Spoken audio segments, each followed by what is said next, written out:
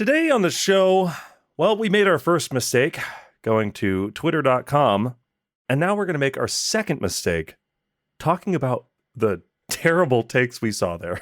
You know what? Sometimes making mistakes is fun, though. You learn by your mistakes, for sure. You do. And today we may learn quite a bit. Or we may not. On x.com.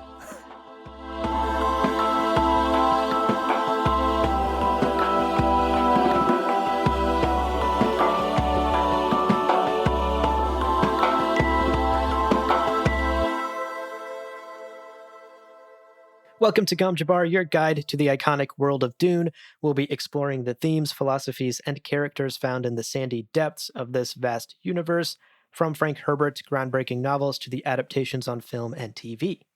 My name's Abu. My name is Leo. And today, Leo, today's a fun one. Yes, it is. We dug deep in the hellscape that is known as Twitter, I guess now known as x.com. Sure. We pulled out from the deepest circles of Twitter hell some of the spiciest and also some of the most milquetoast takes about Dune to talk about today. So we are going to be roasting and reacting to a selection of the best and worst tweets about Dune today. Now, quick housekeeping just to get it out of the way before we launch into our brutal campaign of honest and lore-focused responses. Spoiler warning for today. Basically, spoilers through God Emperor of Dune. We want to talk kind of openly about everything that we're talking about today. So be caught up with the book club thus far. If you've heard all of our book club episodes, you're good to go. You're fine. We are going to be making some very vague references to Heretics and Chapter House, but we're not going to talk about plot or anything kind of significant. So no worries there. Right. And as always, a huge shout out to our Kwisatz Haderach level patrons, Case Aiken, Daniel Dion, Roman Caballo, Jonathan Lambert, C.R. Spruill. My goodness, folks, we wouldn't dare roast or even react to anything you had to say about Dune. Yeah. Because we're suckers. You give us your money. We're just going to roll over and agree. Unanimously, they're like, Lynch did nothing wrong. And we're like, ooh, that. And no comment. Thanks for your support. Thanks for your support. Of course, our gratitude and our thanks extends to all of our patrons who support us at every level and to all of our listeners who tune in every single week. We couldn't make the show without all of you. Indeed. Thank you so much. So let's talk game plan for today's episode. Yes. Abu, you were very brave. You kind of really threw yourself to the wolves here. Yeah. Your followers to share their spiciest and most unpopular takes about Dune. I did. And they delivered. So they certainly did. What we're going to do is we're going to dissect and react to a selection of tweets today, starting with kind of the milquetoast, middle of the path, hot take, Dune's good. We're like, solid take, my guy. And then we're going to work our way up to those scorchers, those, grab the aloe vera, you're going to be toasty tomorrow takes. Definitely. Now, we're not going to share any usernames because we didn't want to incentivize people to just say wild shit, and we didn't want to put any individuals on blast. This is all in good fun, and even if we disagree with you, everyone's entitled to their opinions. Dune is a good place to just enjoy Dune, considering how toxic many of the fandoms are. This is a pretty good one. We're happy to keep that going, keep that positive vibe going. I agree. Now, before we get into our first takes, we're going to take a tiny break. So don't go anywhere. As soon as we're back, we're launching into analysis of your coldest and safest opinions right after this. Welcome back, folks. Let's get into it. Yeah. Let's grab these tweets and talk about them. Starting, of course, with the coldest and safest tweets about Dune out there. We wanted to start easy. First up, we have a tweet that says, quote, "They could have used the lasers before." End quote. Ah, yes. What a specific suggestion. Twitter, a place for really intricate, nuanced discourse, I hear. Specificity on point, yeah. For the folks who may not have any idea what the fuck this tweet is talking about, this is in reference to the Fremen attack on the Harkonnen spice harvester in Dune Part 2. Okay. That moment where we see Paul and Chani work together, take down the Ornithopter. Right. The point blank rocket launcher attack against the Harkonnen soldier. Great that stuff. whole sequence. Yeah. And this is an observation that, to be fair, a lot of people have made since the movie came out. A lot of people are like, wait, if the goal was to just pew pew shoot the harvesters down, what was all this rigmarole on the ground? Yeah. Why are y'all with the hand-to-hand endangering fighting? yourselves and getting shot down by the gunship? Yeah. Why do all of that? Right. So pretty cool take. A lot of folks have been making this observation. Although we do have a rebuttal to it. I think there's a reason for the ground attack first, followed by the lasers. Yeah. First of all, I think taking out the ground patrol frees you to take out the Ornithopter. And taking out the Ornithopter feels, from the way that we're presented that scene, like a necessary part before they can take out the harvester itself. Yes. And it's important to note that, like, we see how devastating that Ornithopter is. We see how quickly it's able to just like mow people down. If they didn't address that issue first, or if they didn't address the Harkonnen guards, the foot troopers could very easily like radio for support. They could call more backup. Even if the gunship had a shot on them, they could immediately take out the gunners, you know, where they are. And then they're kind of left in what have you done? And it's true that like maybe the Fremen could do like a quick hit and run. They could just like shoot them from a distance, get away. But this is also an opportunity to like continue to break the spirit, the sort of like guerrilla warfare mental battle that makes the Fremen so formidable. Is they just appear out of the sand and they're like ghosts, and the Harkonnen soldiers who are so on edge that they'll shoot each other in a giant sand cloud. This is a byproduct of the very real scare tactics that the Fremen use. And that's another piece of this, right? It's like you're there on the grounds, you're taking them on one-on-one and then winning very handily. I can imagine being a Harkonnen soldier, hearing about another unit was wiped out, and then I see a Fremen and I'm like, fuck this, I'm out, I'm done. Right, I'm out. There's that battle won just by having that sort of reputation, right? Yes, absolutely. I also wanted to throw in here, I suspect, and this is a little bit more just speculation on my part, but I suspect the Fremen don't have a ton of laser guns sitting around. I think that's fair, yeah. So I want to propose this possibility. If they, say, shot the Ornithopter, or they attempted to shoot the Ornithopter and missed, they would get nothing done and the Ornithopter would kill them, and that would be a huge loss to the offensive power of these little guerrilla squads. I think we've also seen the harvester-mounted rockets in both Part 1 and the trailers and that sort of thing. I could see a world in which even if you shot the Ornithopter first, well, then the harvester people rocket you from wherever you are, right? So I don't know. I see a few different, like, you say, okay, what if you use the lasers right away? Well, there's almost always an answer to that, and it always includes pretty much everyone, all of the Fremen dying, and also you losing the laser gun, which means future raids, you don't have that ability, and that you kill the guards, and you are looking at the harvester, and you're going, you giant bastard, and end scene. Right. So that's my speculation. It's possible they have a bunch of laser guns, but I think that works for me, at least, as a viewer. Yeah, I agree. I think the strategy is sound. And look, I'm not a Fremen Fadakin on the ground fighting the Harkonnens. Who am I to tell the Fremen that they're fighting wrong? They did what they had to here. Right. And I support the cause. For 85 years, they've been fighting the Harkonnens. They know what they're doing. Come on. They know. Who are we? Armchair generals over here trying to tell fucking Stilgar, Nabe of Siege to Burr. Come on, get out of here. You Twitter nabes, you Twitter armchair nabes, for sure. So that's our first kind of tweet we're reacting to. Second tweet, quote, Messiah is the second best book in the series, end quote. Yeah. I mean, another pretty cold take. Like, what are we trying to get at? To be clear, here? This is in response to give me your spiciest takes. Yes. Right. And someone was like, oh, I got you, fam. Let me hit you with this one. I like this Messiah book a lot. is good. It's not my of course favorite, Messiah is there. good. Yeah. Oh my gosh. Okay. Well, to respond to this a bit more fully, Dune, of course, is iconic. and at least for me personally, ranks as number one. It's the best one of the series. Yeah. Messiah, I've been very vocal many times on this podcast and beyond. Dune Messiah is an incredible sequel, an incredible book, and my all-time favorite in the saga outside of the first book. On days I'm feeling spicy, sometimes it is my all-time favorite, even before the first book. Mm-hmm. In general, though, if I had to like gun to my head, sit down and rank the Dune books, they kind of pretty much go in order for me, in sequential order of release. Dune is the best, Messiah is the second best, Children third best, et cetera, et cetera, et cetera.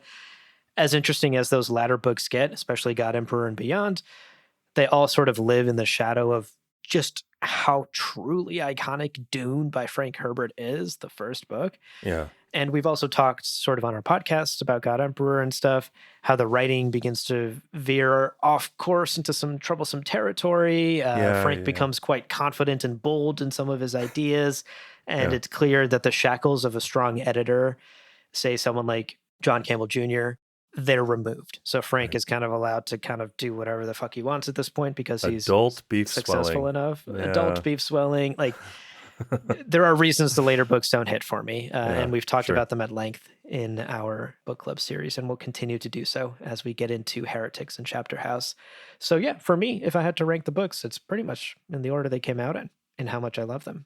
This is like such a question that comes up sometimes. It's just like ranking the books. And I really don't feel confident because like I feel like rereading Children and God Emperor of Dune as part of the book club series showed me whole new depths to those books. Absolutely. So I feel really inadequately prepared because I've only ever read Heretics and Chapter House once each. And I feel like the value of those books and the subtlety of those books is still pretty lost on me. So I think Messiah, it's a totally fair take to say Messiah is very near the top of your list. Because even though I love the weird books, like I love God Emperor of Dune and I love Children of Dune, Messiah is still such a tight experience because it's like 200 something pages. Right. It's action packed. It's got great action sequences with the Stoneburners incredible. B-Jazz is fucking weird and awesome. Alia with the training dummy. That was a little weird because she's a little young. And that's also the scene where Stilgar is like, my God, that's a naked woman. You're like, Stilgar, calm down, Jesus. But yes, Messiah is a spectacular book. It's a really, really great book. And I'm so excited to see what Villeneuve does with it. Oh, I need it. But it's just such a good, well-delivered postscript to Dune. Totally fair. Put it at the top of your list. Sure. Vanilla take. Sick. Yeah. Cold take. You hate to see it. Yeah. All right. Let's level up, though. Let's turn the heat up just a notch. Just a bit, and get into some of our warm takes. We're not quite at hot yet, but these are getting a bit warmer. A little spicier, yeah. First up, quote, with all his intelligence networks, why didn't Thufir know the Harkonnens had kidnapped Yui's wife? End quote. Okay. Sure, yeah. Fair critique.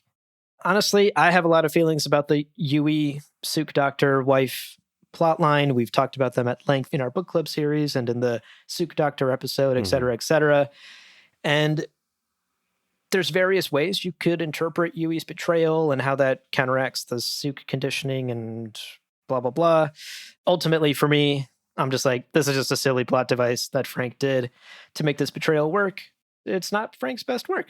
He can do better. He does do better in the other books and in the book itself in Dune. So the Yui thing has always just been like kind of a weak point for me in the first book. I want to call out, like, this tweet made me realize, like, in addition to Thufir not knowing about Yui or his wife, how does Jessica also not know that Wana was a Bene Gesserit too, or that Yui was married to a Bene Gesserit, or that Yui has Bene Gesserit training of some kind? Like, did no one literally, before they hired, like, the house doctor who will take care of the Duke and his family, no one did a background check on this guy and he just showed up ready to administer medicine to everyone? And we're all taking the sleeping pills he's giving us, but we don't know what his personal life is. Yeah. For me, this tweet certainly got me riled up about my feelings about Yui, which I think is a significant weak point in the first book. Well, listen, I would argue that Wana was a Bene Gesserit of secret rank, that this speaks to how widespread the Bene Gesserit sisterhood is, how proliferated they are in galactic civilization, and also how in the dark most Bene Gesserit are about the machinations of the broader political scene, right? Absolutely Jessica fair. doesn't know that his wife is Bene Gesserit because Jessica doesn't fucking need to know. And the higher ups on Wallach 9 are like, we might need House Atreides to fall and be destroyed if this shit gets out of hand. Jessica's already betrayed us. Let's not tell her anything. We don't know if she's loyal to the Bene Gesserit anymore. So like, let's say Wana got kidnapped 5 years before the events of Dune, 10 years before the events of Dune. Jessica's already a traitor to the Bene Gesserit at that point. So like, why would they tell her? I don't know. I see plenty of ways to kind of explain away all of this. And to reiterate, like I think we talked about this at length in our Sook Doctor episode, if I remember, way back in the day. But just to like give folks the TLDR who maybe haven't listened to that episode yet. First of all, go listen to that episode. Or Second in a while. It's been a minute. It's been a minute.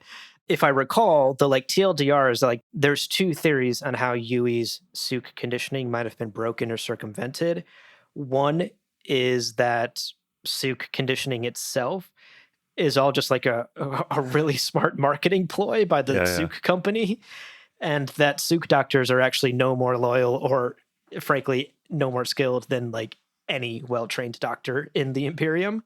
That's theory number one. Personally, the theory that resonates with me the most because it feels the most plausible, and I think it also leans on many of Frank's own larger themes and ideas about the fragility of politics and belief systems.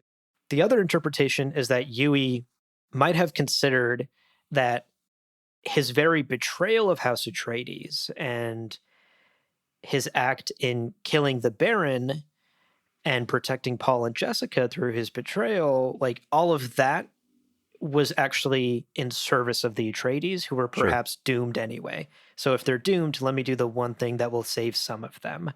That is maybe like a little philosophical loophole he might have used to break his vow of loyalty without actually having to break it, you know? Right. That one for me feels a little less plausible. It feels like now we're really kind of like bending ourselves into a pretzel to justify something that feels like Frank himself didn't give too much thought to. It reminds me of the iconic phrase they use on Love Island UK all the time. It's not that deep, babes. Meanwhile, I love pretzels. That's my take, basically. Yeah, classic, right. Yeah, because ultimately I'm like, his loyalty is to House Atreides. Like the Sook conditioning is not to individuals within a house. You are not conditioned to be ultimately loyal to that head of house. You're conditioned to be loyal to the house. So if that head of house has fallen into a political trap and is dead already, effectively, what do? Well, you do whatever you can to cement the safety of the heir of the house. Paul would be dead if not for Yui setting him up with the Fremkit, putting him on the ornithopter, doing all of that. It's like he single-handedly saves the future of House Atreides. And thanks to Yui alone, we have thousands of years of House Atreides having the galactic throne. So I'm like, I don't know if betrayal is totally fair to Yui. Well, he also single-handedly causes their near eradication and brings them to the brink. I mean, Leto decided to go to the fucking planet. But if no one lowers the shield, who's fucking bombing Arrakeen, It's so easy. They could have done it. They fucking find a way. And the Hunter-Seeker nearly got Paul. That was crazy. Yeah. Anyway. Yeah. I mean, my counter-argument is like, if you're a Sook doctor and you're like, I'm not loyal to you, I'm loyal to the idea of your house. Yeah. Who's hiring that guy? Like I want a doctor who's going to take care of my heart condition, not the idea of my family's heart condition or whatever, Yeah. So he's like, I'm looking at the heart health of your whole family line. Right. I'll let you die a heart condition anytime. Right. Actually, letting you die is good. And it's like, bro, that's not why I hired you. Children. What did I hire you for? So again, theories are theories for a reason. So. Yeah. It is fun to kind of postulate. The beginning of this question is, why didn't Thufir know? I think we see Thufir make a few fucking giant mistakes. Yeah, in the first Thufir, book. My guy. So he's also someone who's benefiting from a lifetime of branding. Best mentat in the universe. Okay, check the walls, Thufir. Sure. Maybe 50 years ago. Jessica's a witch. It's like, not quite, my guy. You are. Fair. Off. You're absolutely correct about that, yeah. And I think that the Sook conditioning, I want to say on record, my belief is the Sook conditioning is a real thing and is dependable because we have, I think, almost literally thousands of years of emperors not being assassinated by their Sook doctors. And you would think if it was just branding, it would happen once or twice, right? Like it would have to happen at some point. Yeah. We don't have that. So I'm like, I feel like it's real. And so then how do we kind of come to terms? And thus I end up in a pretzel. We can put a pin in it. I would want to fact check that because I'm pretty sure assassinations do happen. Assassinations happen because that's the only good type of warfare. But I'm saying, as far as I know... Oh, you're saying the Sook doctor was not the assassin. Ever. According to Frank's words, Sook doctors, the reason their loyalty is considered unbreakable is because it's never happened before that anybody's aware of. So part of me is like... That's fair. Yeah. If you have a Sook doctor for every emperor for the last 1,000 years, it would have happened eventually, right? But yes, assassins all the fucking time. That's how warfare happens in the Dune universe. But yes, super interesting question. Again, I think just as likely Thufir's fucking up left and right anyway. Constantly, my guy. Love him to death. Love him to death. But he's past his prime. Okay, he should have retired one generation ago. Yeah. He's really coasting on the hype that he built for himself in the last 100 years or so. Yeah, and then credit to him because he rallies. Like, he rallies when he's with Baron and he's playing Baron and Fade off of each other. Like, that whole sequence, he's single-handedly dismantling a major house, which is awesome. So, amazing flex, yeah. Great question. Interesting take. A little spicy. Wonderful. Yeah. Wonderful stuff. Fun tweet.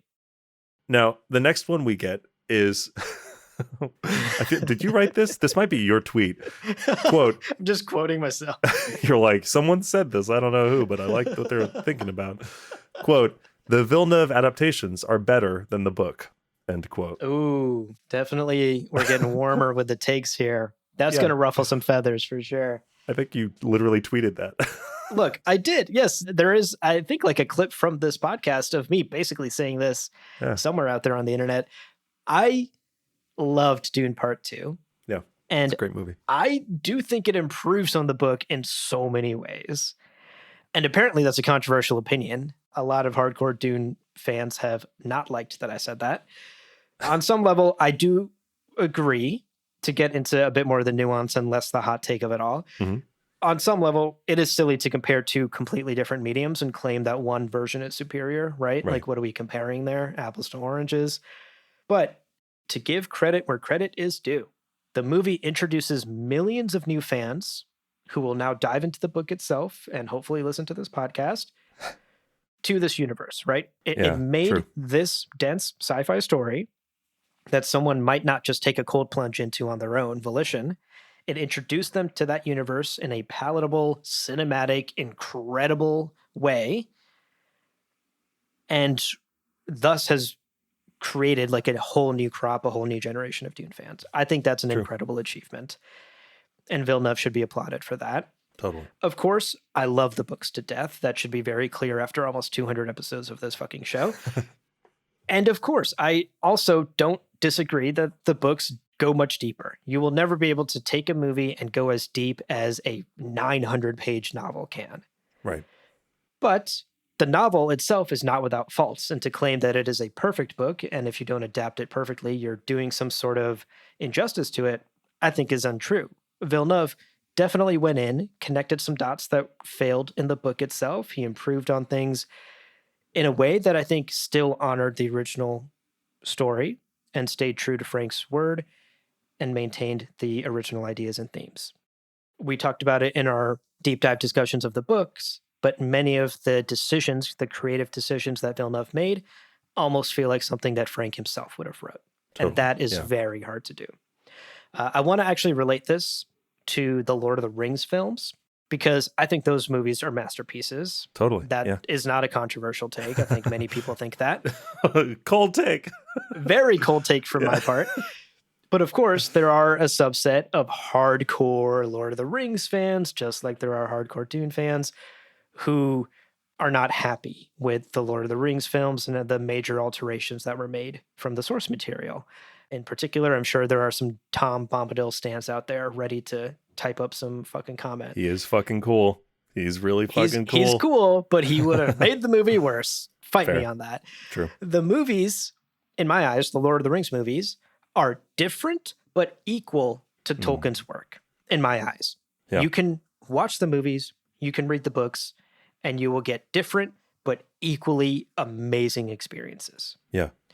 And to kind of bring that full circle back to Dune, I am confident that when all is said and done, I will feel the same about Villeneuve's trilogy. Once we get Messiah, once we put a bow on things and we're done with Villeneuve's trilogy, I think it will be a different but equal experience in the Dune universe.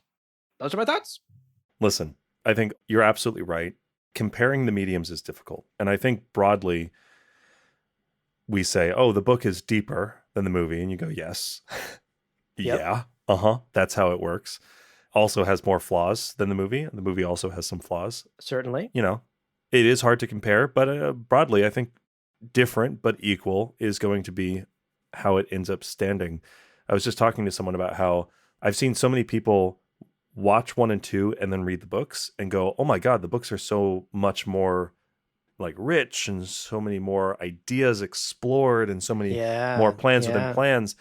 And I do think that is a unique thing to the Dune universe. Like, I think there's a lot of sci-fi that's excellent on so many levels, but I think Dune in particular is great because of that depth. And I think that depth is where a lot of Dune's particular excellence sits. Brian Herbert, fucking shallow ass writer.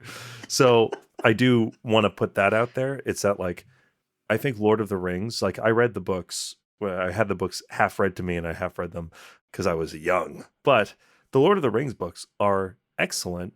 And I don't know that I missed the, like, elf song that was cut out of the movie, right? Like, I didn't need 12 pages of deep italics elf song to enjoy this epic journey.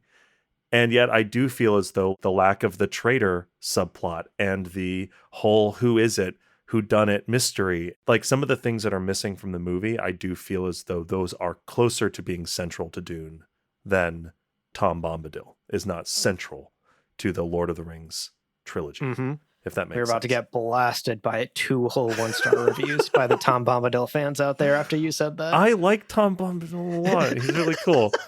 I've looked up YouTube videos about him so many times. Anyway, point is, I could absolutely see someone make the argument that, like, different but equal, I'm right there with you.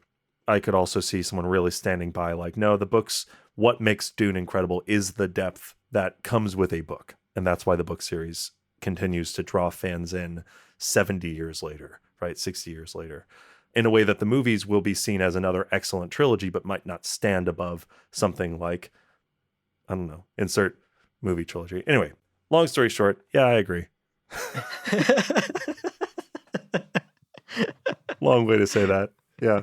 Fair. I love it. A classic Gamjabar answer. So anyway, what I meant to say was 2 words. I agree. I agree. Thumbs up. +1 to that. Amazing. Okay. Well, things are heating up, of course, but let's take a quick break. Grab a cold glass of water, folks. A whole pitcher, dare I say. Oof. Because after the break, we are getting into the hottest Dune takes that we saw on Twitter. Hot ones. So we'll be right back.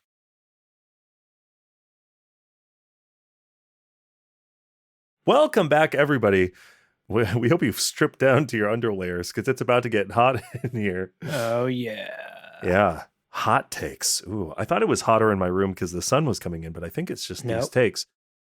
The first of our hot takes, quote, Alia's plot line in Children of Dune is very uninteresting. Oh, okay.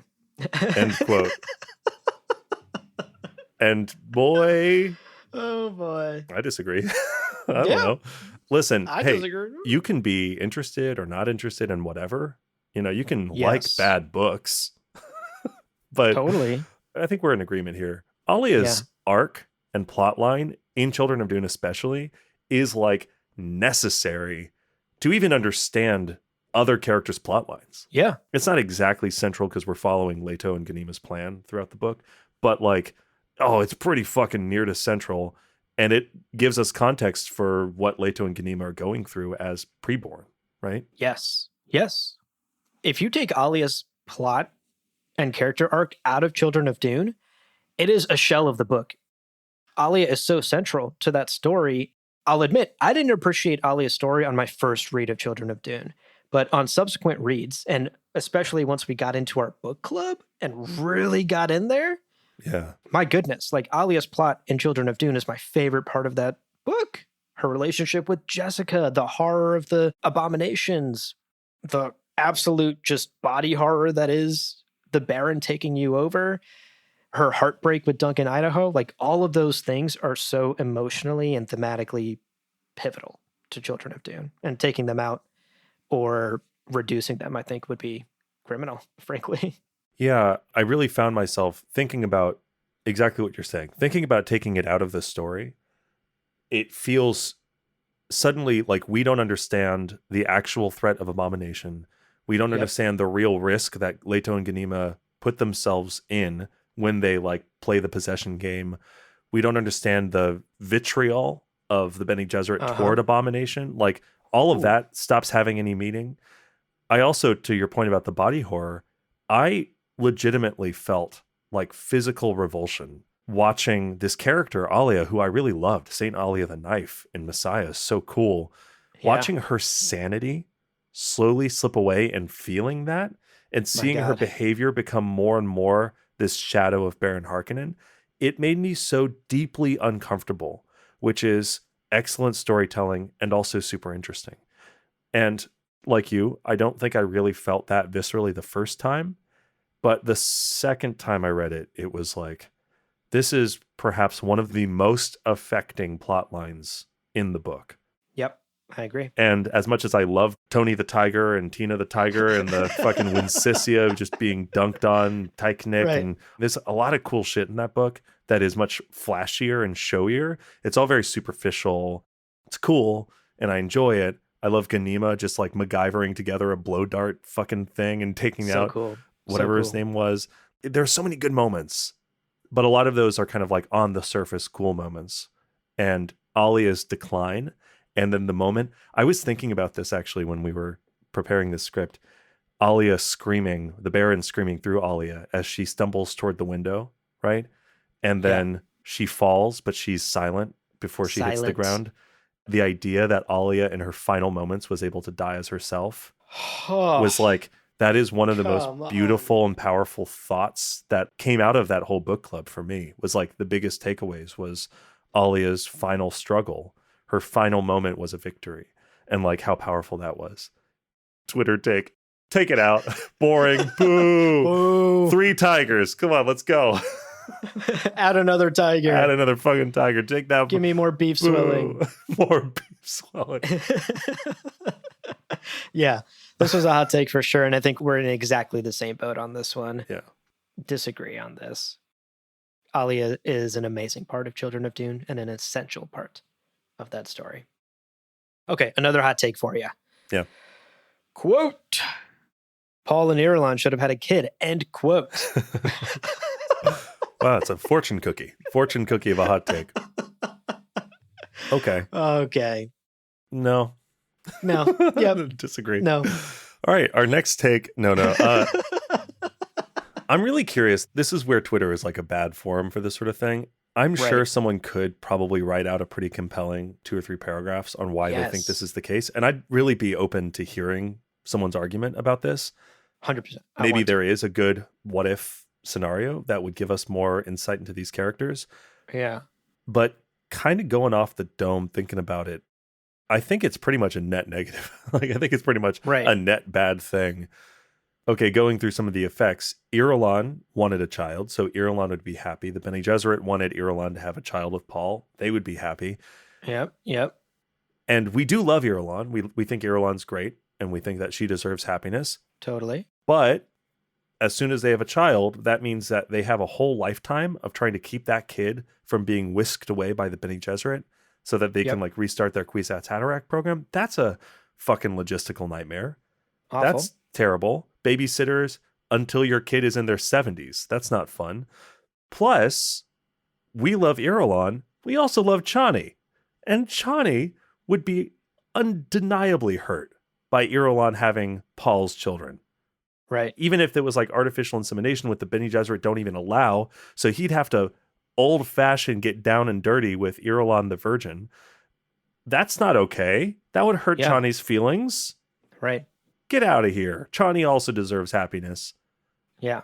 Unacceptable. Sounds like a pretty quick and unfulfilling night also, to be honest. Yeah. You know? Totally. No one needs that. And besides, Irulan deserves someone who loves her. And Paul does not love her. Certainly does not. No. If you're suggesting like X, Y, and Z should have happened in a universe in which the main character has like far-reaching prescience and gives rise to the literal God Emperor who saves humanity from extinction multiple times. Yeah. I do think you need like a pretty strong argument to make this sort of like this should have happened kind of statement, unless you are actually rooting for the end of humanity. At which point, hey, you know what? Fair point. You win. Yeah, I just don't see Paul and Irulan's kid heralding the golden path and leading humanity to a future where they survive. Yeah. It introduces so many political spiderwebs.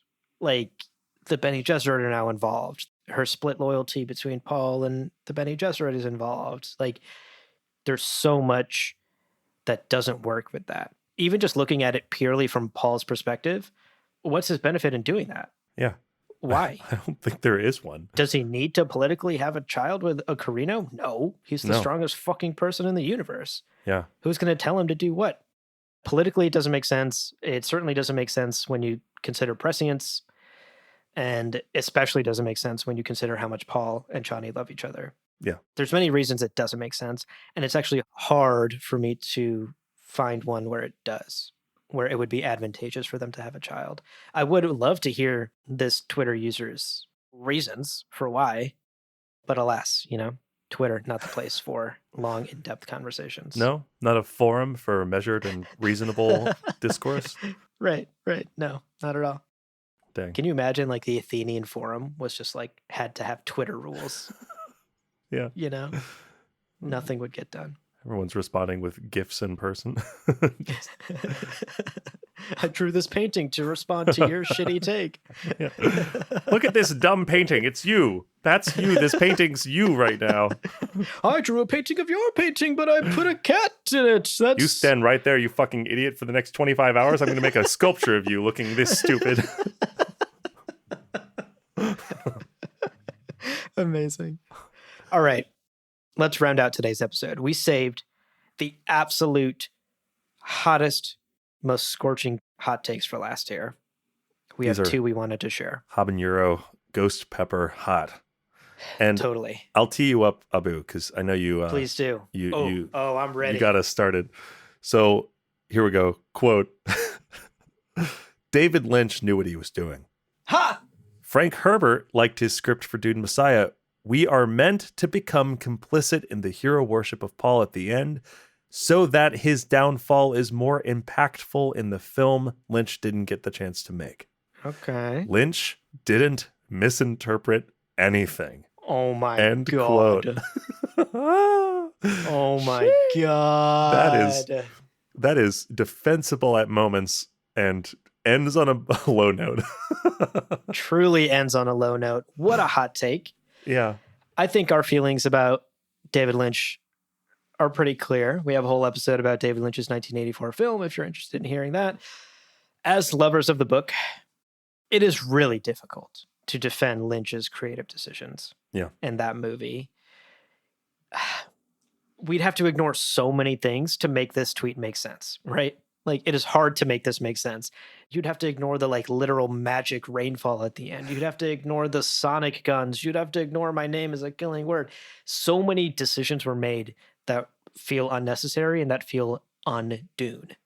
To then boldly claim in this tweet that Lynch didn't misinterpret anything is crazy to me, and I have to call bullshit on that. Yeah. Watching that movie, having watched that movie multiple times and having done a deep dive episode on it, it is clear to me that Lynch's adaptation fundamentally mistranslates Frank Herbert's themes in Dune and mistranslates many of the characters as well in a way that almost makes me think Lynch either didn't get it, read the book and only understood it at a surface level, or to give him credit, maybe he read the book, truly understood it, and then just didn't care and decided to make his own movie with his own creative direction.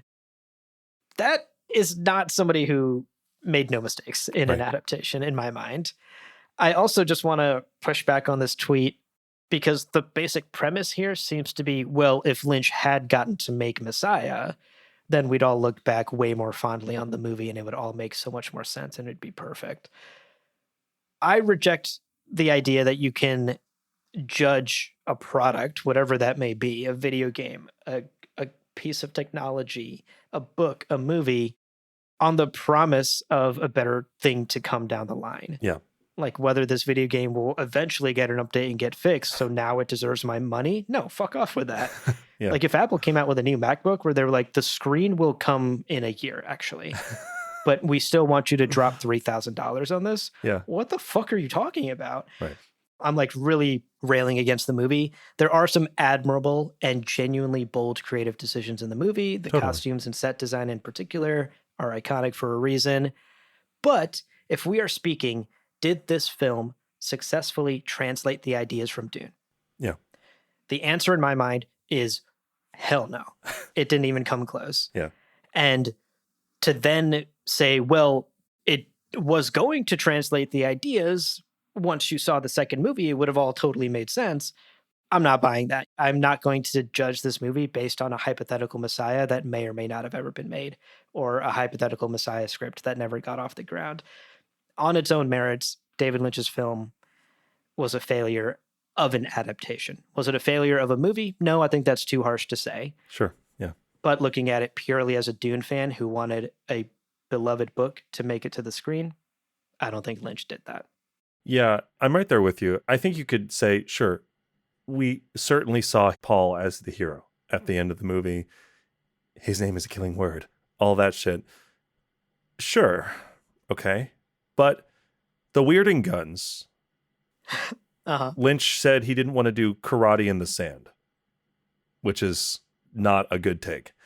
Also, Side note, Lynch wasn't happy with his fucking script, his adaptation. That's why he took his goddamn name off the movie. So this isn't even like, we didn't like it and he did and this is not nice. No, very few people. It's an iconic movie. I actually really like the movie, but it's not a good adaptation. The milking the cat for the poison anecdote? Why? The rain falling on Arrakis does break the rules, all of them. That's not an interpretive mistake. That is in-universe things that are not true. Yes, absolutely. Even Paul's spice agony with like the worms like meeting him, they're like, hello. Like that whole sequence. Yes. What is the benefit of giving us a misinterpretive internal experience? If you're talking about like, we're supposed to perceive him as okay, sure, whatever. But like, no, his internal spice agony, why change that? And why get that wrong? It's not anything to do with like, you're the chosen one, you're the hero. He's just the first guy to survive the agony. Yeah. Like what thematic element of the book are you supporting in this creative choice? Right. Yes. None. None of them. And in fact, with some of the creative choices, you're going against the themes of the book, So like, that's where I have my quibbles. Yeah. Nothing is assumed. Like, I think about the Avatar Korra series, where they were never sure if they were going to get another season. And so they weren't able to create like overarching narratives that would go from season to season. What they did was made good seasons. They just made like, we're not sure. Right. And I think that that's almost always the case. Like, what was that fucking flop of a movie? And they had all of the things made for 3 of them. Oh, actually, it was Avatar. The Last Bender with, Shyamalan. They had a deal of 3 movies. You cannot assume that you're going to get another film. And you can't assume that people are going to owe it to you to go watch the second one to make the first one make sense. That's just not how the medium works. So no amount of pugs will change my mind. I think that there are things in the David Lynch film that are inexcusably and fundamentally changing the source material in a way that is not justified, even with the possible truth that a follow-up Messiah script would have made the first movie make a lot more sense or something. Like, if it had been like, oh, we were actually kind of tongue-in-cheek that whole time. Oh, that would be cool. I'd be down for that. Didn't happen, and also doesn't excuse the other things that are just bad. Like the milking cat. Why? Fucking why? Why? I ask why. Indeed. That's exactly. My accent also literally changes when I watch that movie. I'm just like, what's happening? I do declare this movie is bad. Exactly. And / I do actually quite enjoy it, but still, Man. Right. Again, to be clear, bad as an adaptation of Dune is like, I think, the thrust of our argument. Yeah, Lynch didn't as a miss movie, sure, it has some merits. Yeah. Okay, one more scorching hot take to share from Twitter here to round out today's conversation. Yes. Quote, heretics and chapter house are better than Messiah and children. End quote. Woo! Yeah. I'm going to need to take a breather after that one. Yeah, drink some milk. That is interesting, especially after earlier me very confidently ranking the books and saying that they're in sequential order. My two least favorite. Yeah. This is interesting. Yeah. Personally, I disagree. I think maybe you are a little more open to this being true. Sure. I disagree with this hot take pretty wholeheartedly. Heretics and Chapter House basically lose me at chair dogs, futars, mind control, space sex. Like, we get into the weirdest parts of Frank Herbert's mind in this book, for better and for worse, but in my opinion, for much worse. There are fewer memorable characters, I think, in Heretics and Chapter House. The plots and ideas continue to kind of spiral down this rabbit hole that began in God Emperor. They just continue to get like sort of further and further off the rails. The story, I think, also suffers from sort of like sequelitis, this idea that like, oh, well, damn it, now I need to come up with a bigger threat because I already made too big a threat. Power creep, right. How do you come up with a bigger threat than the ultimate extinction of humanity and the 3,500-year rule of a god worm, So I think Heretics and Chapter House is like really trying to stumble with the idea of like, what's the big bad now? What's happening? I want to be clear. Like, this sounds like I hate the books. I certainly do not. Yeah, just in time for our Heretics book club. Right. And on that note, let's begin with chapter 1 of this bullshit book. I have been rereading Heretics, and honestly, I'm kind of like, wait, some of this is fucking cool. Miles Tegg, like, bro, Miles Tegg is my guy for life. He's one of my favorite characters ever. He's amazing.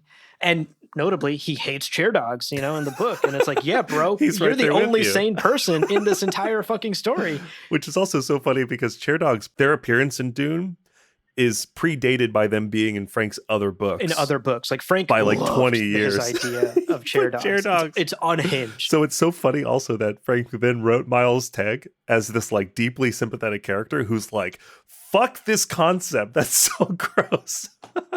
It's wild. It's wild. I can't wait to get into the Heretics book club. I've been rereading in preparation and so much to say there. So the books are not bad by any means. I thoroughly enjoyed my reads of them before, and I am more than excited to get back into them and deep dive in our book club series coming up. Frank is an amazing writer. Like, nobody's arguing that. He's one of the best sci-fi writers ever, and the books themselves, even Heretics, even Chapter House, stand head and shoulders, I think, above the sort of average sci-fi out there. Totally. So I want to be clear. I'm not hating on these books. I still love them. I just think it's ludicrous to claim that they are better than like the amazingly cohesive and masterful and near perfect arc of the Atreides and Fremen and Arrakis that takes place in Dune and Dune Messiah and Children of Dune. So that's my take on it. Yeah, listen, I'm kind of open to considering it only because I really struggled to get through Chapter House. And I think this is something that a lot of people experienced, similar to like when you first start reading Dune. It can be hard, those first 100 pages. I found Chapter House challenging at points. And it was only, I think, after I finished both that I saw a Reddit comment that posited that basically the books are acting on a very subtle level, where there's a bunch of like, superficial shit that's weird and strange and whatever.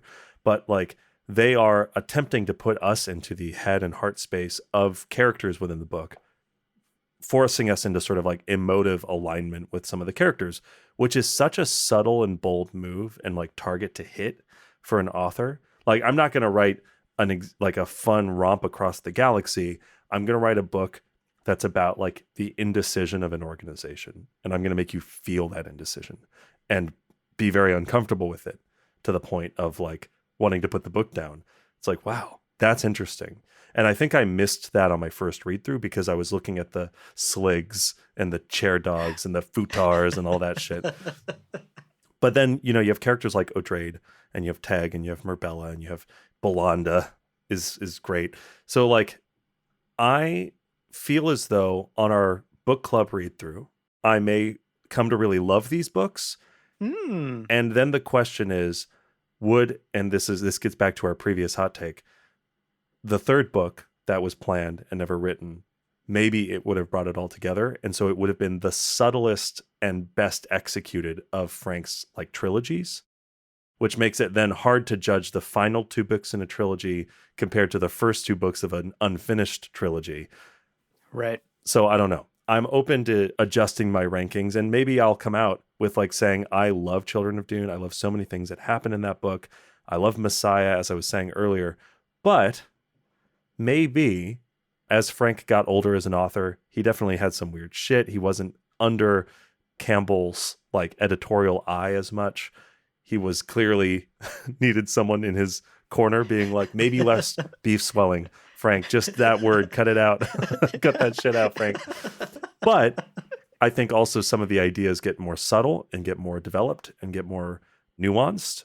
And I think if we're reading through it the way we have been on our previous book clubs, I might come away actually really loving them. Yeah. At which point you could say, do you think that like this is a better made book and a more interesting work of art than Children of Dune? And I might be like, yeah, totally. So we'll see. Yeah. Your comment there made me realize like Frank's skills obviously would have improved over the years he wrote and in theory to write. In theory. Yeah. And I think you do actually see that. I think a very strong argument can be made that Frank in particular got very good at writing very tense dialogue of 2 people sitting in one room and you're like sweating bullets. Yes. Yeah. Because in the first book, we get some like really iconic stuff. We get Jessica and Thufir Hawat. It's just a whole chapter of 2 people in a room talking, but you're like, man, this is so fucking juicy. I love this. Yeah. And in the first book, that's great. But when you get to Heretics and Chapter House, this isn't a spoiler. There are many chapters of just 2 people just talking. Yeah. Just so dense. Like, I'm actually terrified of the fact that we have to try and tackle them in a book club. Because, like, I don't know how we potentially cover just 2 people in a room talking and the 57 layers of subtext that's taking place. I think you choose a character, I choose a character. We just make an audiobook. we just act it out, right? So in that regard, I think you're certainly onto something here that, like, Frank improved. Jessica versus Thufir Hawat in the first book, tense, cool. Odrade versus a certain character in Heretics, I was like... Yeah. Nearly just like breaking out in hives reading because it was so tense and incredible, and the like jabs that are taken at each other and the subtext and the games within games and the mind games and the lying so that you lie, so that I lie, so that you lie and trip up and tell me the truth. Like, he does take it to another level. I'll certainly admit that. You can see his skills improve. I'll also point out, although again, it's also, you could say he doesn't have the check and balance as much, and so maybe the books get worse. That's also, there's an argument to be made there. But certainly going back and rereading the first book, there is a sort of quiet improvement over the 6 books where, like, having just finished God Emperor of Dune, going back and rereading parts of the first book, I'm like, this is excellent writing, but it does somehow feel less practiced than God Emperor of Dune.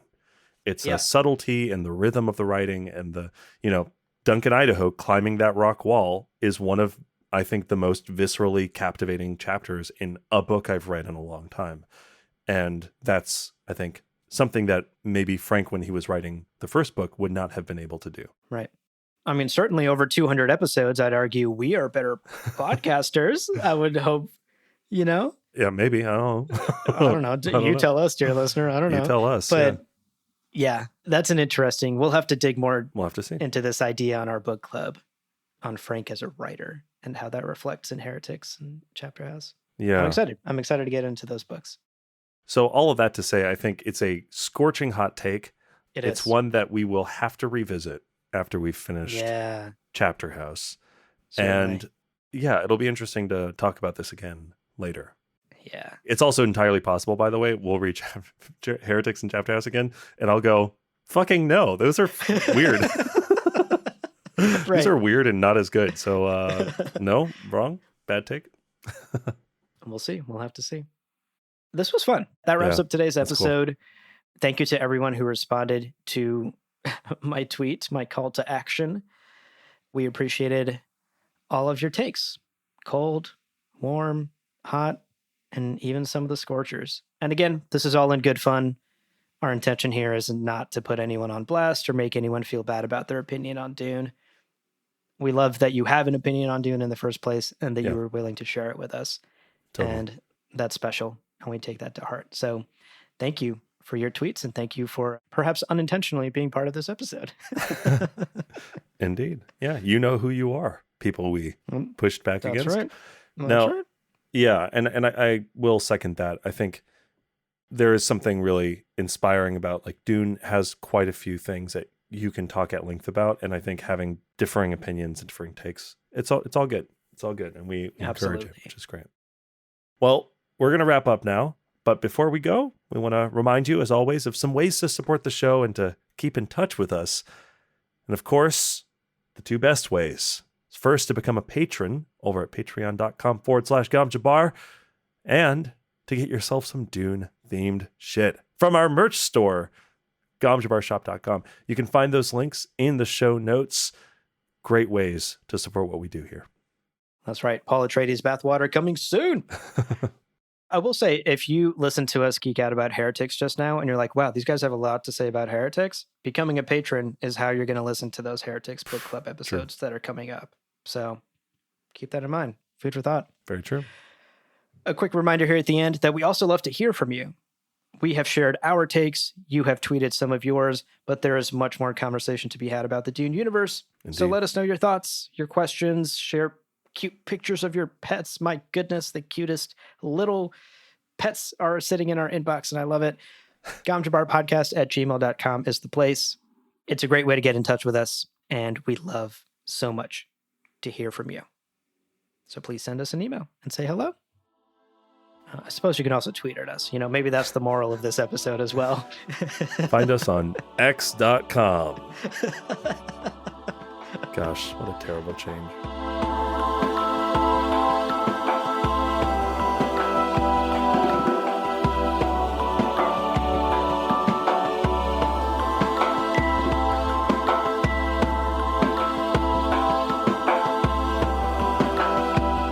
Well, friends, there is no real ending. It's just the place where you stop the recording. But this podcast is always one step beyond logic, so help spread the word of Muad'Dib and leave us a review on Apple Podcasts and Spotify. And be sure to check out the other shows on the Lore Party Podcast Network on loreparty.com. You can also follow us on Twitter and Instagram at lore_party. We're also on TikTok at GomJabar Podcast. Thank you so much for listening. And remember, whoever controls the podcast controls the universe. We'll see you on the golden path.